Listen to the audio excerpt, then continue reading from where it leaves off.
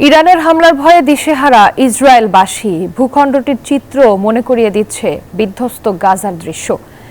ইরানের আঘাতে বদলে গেছে ইসরায়েলের রাজধানী তেল আবিবের নকশা। ধ্বংস হয়েছে অনেক বাড়িঘর, স্থাপনা। অনেকেই আশ্রয় নিয়েছেন বাংকারে। এরই মধ্যে কেউ কেউ ছাড়ছেন দেশ।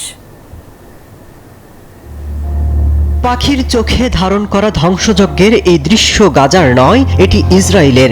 গেল ১.৫ বছরের বেশি সময় ধরে চলা তাণ্ডবে ধ্বংসস্তূপে পরিণত হওয়া গাজা উপত্যকারই যেন প্রতিচ্ছবি দেখছে ইসরায়েলিরা।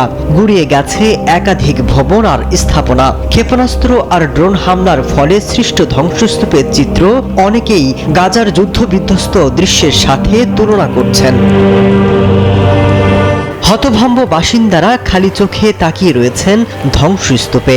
শুধু আবাসিক স্থাপনায় নয়, ব্যাপক ক্ষতিগ্রস্ত হয়েছে বাণিজ্যিক ভবন। বান্ডেল থাকলে প্রতি সেনমানিতে টাকা বাঁচবে। বিকাশ সেনমানি বান্ডেল কিনে জিতুন প্রতি লেনদেনে। শিক্ষা প্রতিষ্ঠান সহ অন্যান্য গুরুত্বপূর্ণ স্থাপনা। অনেকেই আশ্রয় নিয়েছেন বাংকারে। আমার সন্তানদের নিয়ে উদ্বেগ বাড়ছে। তাদের সারা রাত মাটির নিচে লুকিয়ে থাকতে হচ্ছে। খাবারের সংকটেও রয়েছি। আতঙ্ক কাটছে না। দিন গড়ানোর সাথে হাসপাতালগুলোতেও বাড়ছে ভিড়।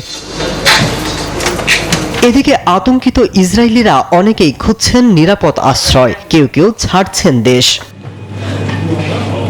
নেটিজনেরা বলছেন, ইসরায়েল যেভাবে গাজা উপত্যকার বাড়িঘর মাটির সাথে মিশিয়ে দিয়েছিল, এখন অনেক ইসরায়েলি হয়তো প্রথমবারের মতো বুঝতে পারছে কিভাবে ঘর হারানো, নিরাপত্তা আর আশ্রয়হীনতার তীব্র অভিজ্ঞতা একজন সাধারণ মানুষের কাছে জীবনের অর্থটাই পাল্টে দিতে পারে।